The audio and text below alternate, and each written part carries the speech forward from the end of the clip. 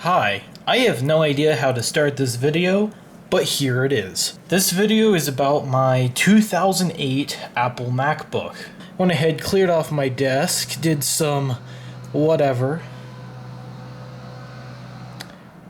Well, I guess now's a good time to apologize about the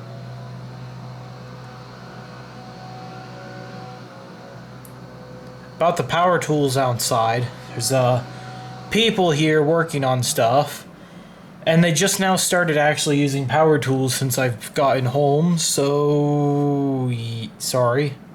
I guess we'll just continue. Here it is. I'm gonna start by going to the software and whatever, so I can touch this as little as possible so I don't get my fingerprints all over it, because that's what these things do. Excuse me, I'm gonna have to ask you. Anyways, here it is. So I'll start by going over the specs. I can already tell you some stuff. Okay, I'm gonna try this for a fourth time now. Going to go over the specs of this. This has 2 gigabytes of RAM running at 667 megahertz.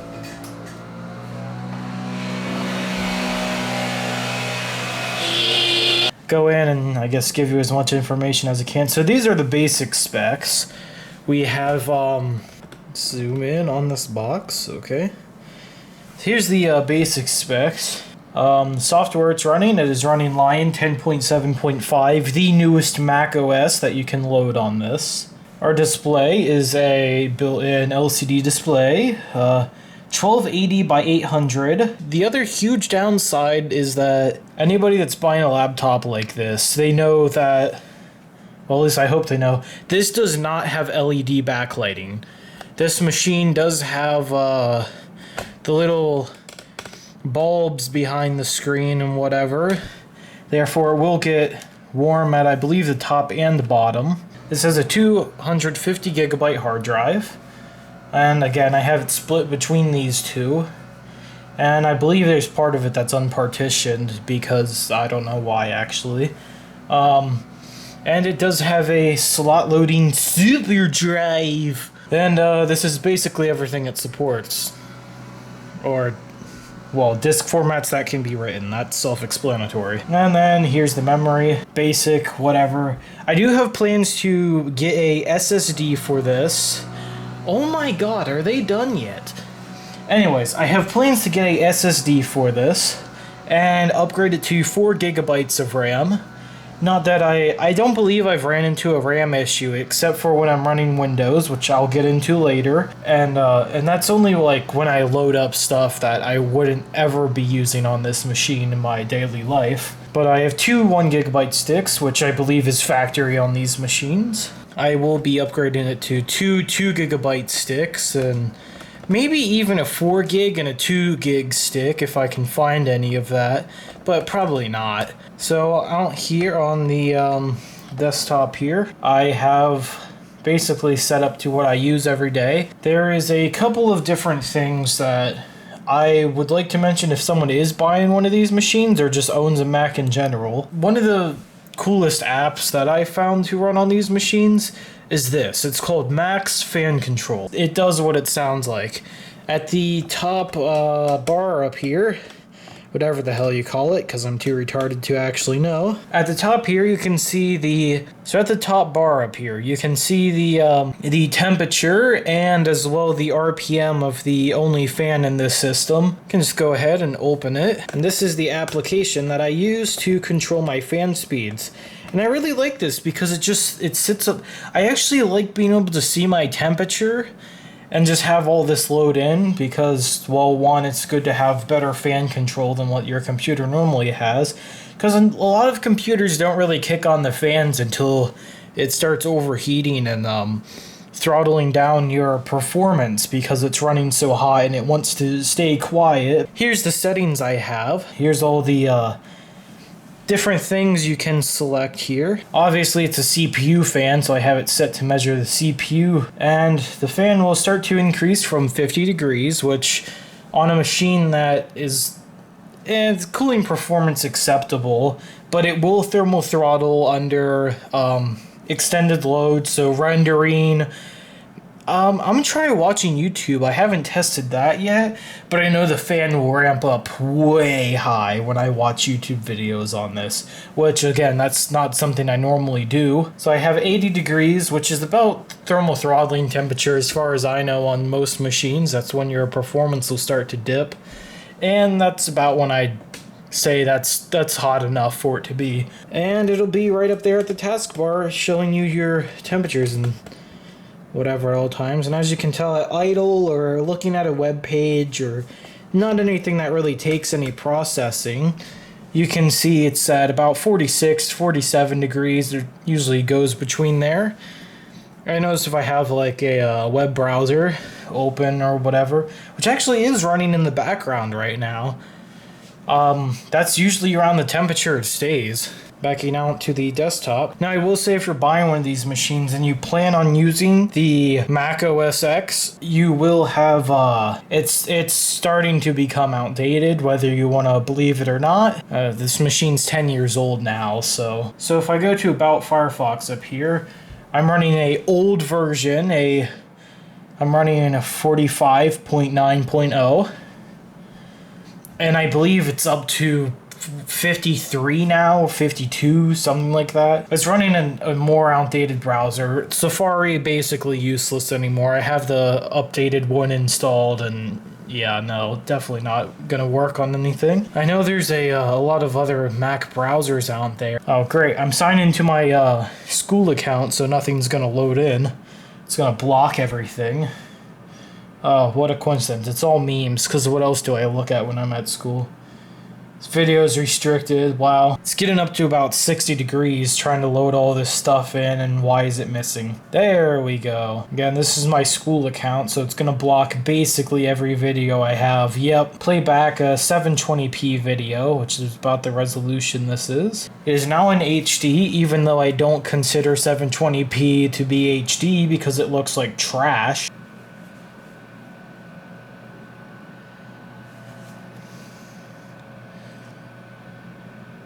So it appears to be hovering around the low 70s, staying...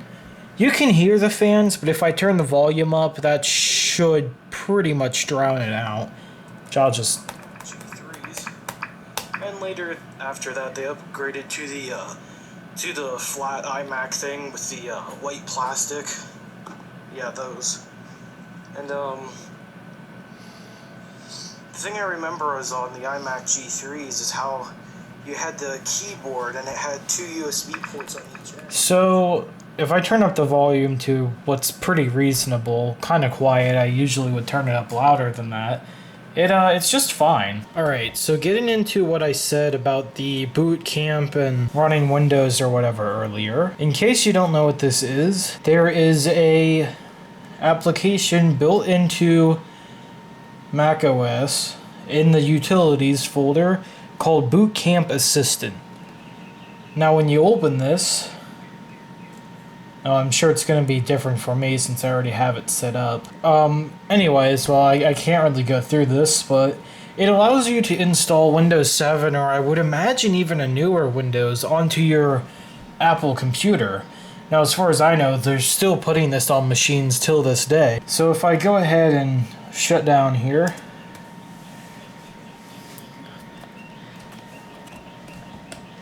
wait for it to go completely off, and then I power on, wait till I get the white screen, and then I can hold down the option button until I see the mouse cursor appear. And here you can see I have 2 options: Macintosh hard drive or Windows. Now if I double click on Windows,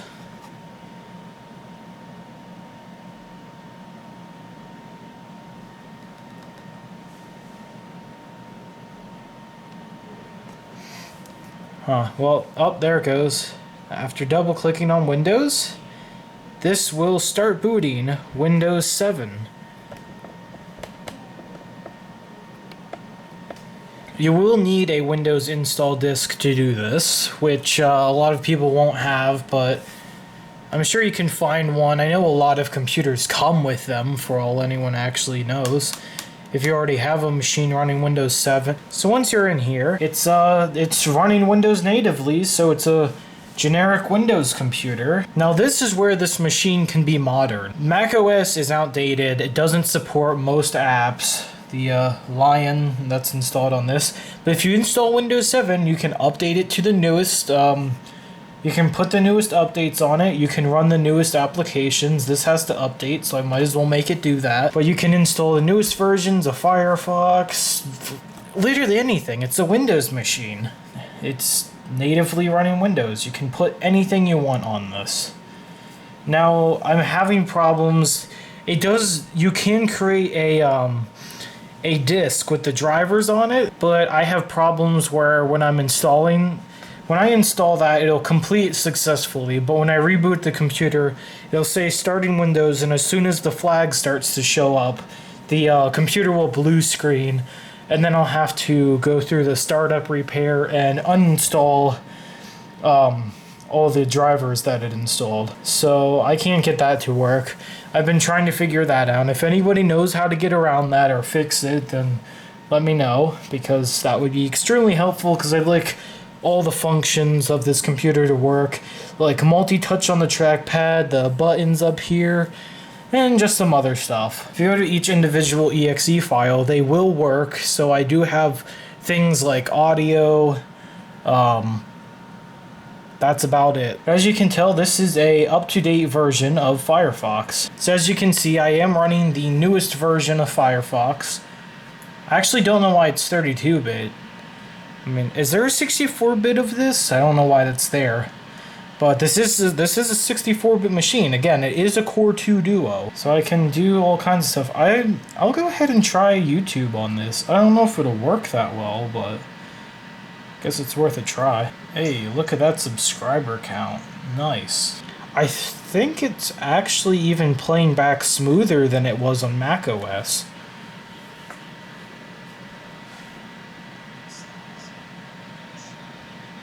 It looks like it's running a lot better on this operating system than the other one, which is actually surprising. Battery's about to die, so I guess I'll move on to the rest of the machine. Here is the charger. I'm guessing if you've seen a MacBook, you know how the charger is. There's no reason why you would be buying one of these, not to collect it or just to have, really, I guess. I guess that's why people still buy these.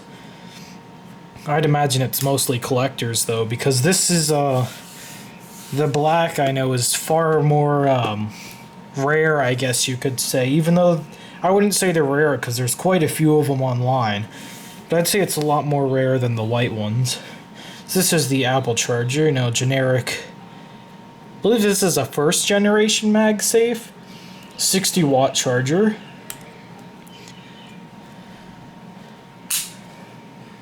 And here's the box for it, actually. I had to go to Best Buy and buy this charger because I had to buy it brand new, and these things are $80. This laptop cost me $160. I spent half as much on the charger as I did the computer. So then you might be asking, why would I buy a machine like this? Well, solely for the reason because in my elementary school, we had these machines. Now I don't know what version. They could have been the 2006 or the last model they made, like a 2009, I believe. So I did know that they made one of these in black, but I mean, obviously at that time they were probably way more expensive than they are now. I can tell you, I did want one of these back a while ago, and well, here it is. These things are these things you can come across. They're pretty common. Again, this is one of the rare ones, and even there's even plenty of these on eBay and whatever. Go ahead and extend my tripod upwards so you can actually see what's happening. So here's the machine. As you can see, it's plugged in, charging. As you can see by the little orange indicator on the power charger. So here's the top cover. Pretty generic MacBook style top cover. As you can tell, all I did was rest my hand there for a quarter of a second, and now it's covered in fingerprints. See? Okay, go ahead and flip it over here. This is the bottom side. You have your lock for your battery release. As you can tell, I have a white battery because the eBay seller sent the wrong one. Whatever, it works just fine. As you can see, it's charging by the indicators. These things do have LED indicators. And this battery hasn't exploded yet, so that's a bonus. I usually expect eBay batteries to fail and take my entire house with it, but this one hasn't. As you can see, just 4 little leg things, screws, whatever. It's the bottom of the computer, nothing to look at. Speed up, but again, you're never going to look at it. Now over here on the right side, we have the slot loading super drive. The disk just push it in, it pulls it in, and then when you hit the eject, it'll automatically come back out. Over here on the left side, we have the, this is really bad, that camera. It's upside down, but I guess you can get it. Oh, there we go. That works pretty well.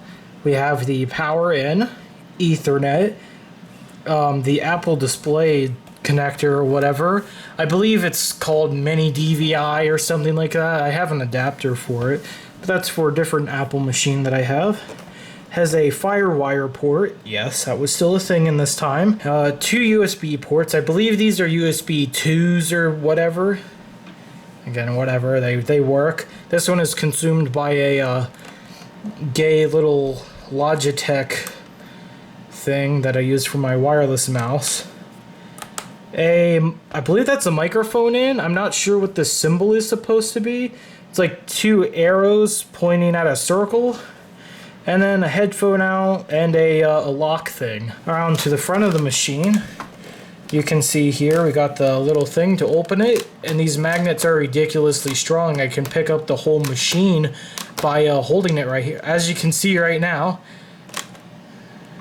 see, these magnets keep it together well. It's not just going to pop open. Over here we have a power slash sleep mode indicator, and I believe this is a IR receiver for the Apple remotes that are also equally as old as these. And this is also a white indicator. Around the back side, you can see we have the hinge that takes up the back, and there's also, maybe I can get a good angle of this, or maybe not. But there's little air vents under there, and that's where the fan exhausts the air out. And I believe the fan's about right here. Exhausts air out this way. We have 2 speakers on each side. And when you open the machine, I'll do this from the side, the screen will sort of come down and kind of do that around the speaker. So then the audio from the speaker will bounce up onto the bezel down here and blast into your face. Which, I mean, that works. Alright, whatever. They don't sound that great, but does any laptop really sound that great? So there's pretty much the tour of the entire computer. I don't want to take it apart, but I guess that's worth a try. It's actually very simple to disassemble this machine. All you gotta do is take out the battery. This machine has ridiculously easy hard drive and RAM upgrade. Here's the super crappy eBay battery that's already kind of fallen apart. There's the information on it.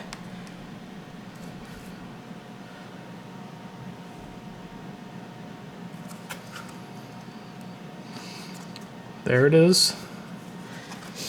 From here you can see into the machine. Now for a RAM, or well, it even shows you right here on this diagram how easy it is to take out the memory, but I'll just show you anyway because that's better than trying to look at that. There are 3 screws. You're going to want to remove a screw here, and one here, And then you can kind of like pull this thing out at like an angle like that. And then you'll have two very easy to get to RAM modules. I might as well do this since I'm too lazy to take apart the entire machine. If you want to see someone take apart the entire machine and see the insides, because I don't feel like doing it, I've done it once, not doing it again. Although I'll put some pictures up on screen, and in the description I'll link a video of someone that has taken apart this entire machine. Well, I wouldn't say entirely, but they took the whole keyboard cover off so you could see the internals. I guess that's the right size bit, whatever. If it fits and unscrews, it's good enough. Okay, here we go. And I want to take... These screws do not fall out. They are kind of stick in there. I don't even know what that's really called. I'll zoom in on this so you can get a close-up of what's actually happening here. Remove this one.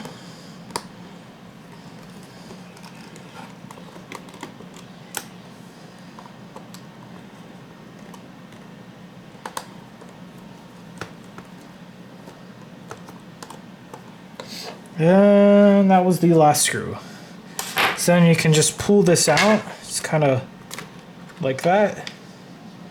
And now you have the cover for the memory slots and the hard drive. Over here we have the RAM modules. And over here we have the hard drive. Now you can see this little white thing. You can kind of like... can pretty easily pull that out. And then you just pull it. You just give it a little tug and the hard drive will slide out, and you can remove it from the battery tray. But again, you do need to take this cover off to get to any of this. As you can see, these two little things popped out, and these are access to your memory slots. This computer has the coolest memory slots I've ever seen. Look at that! Amazing, right? There's your RAM.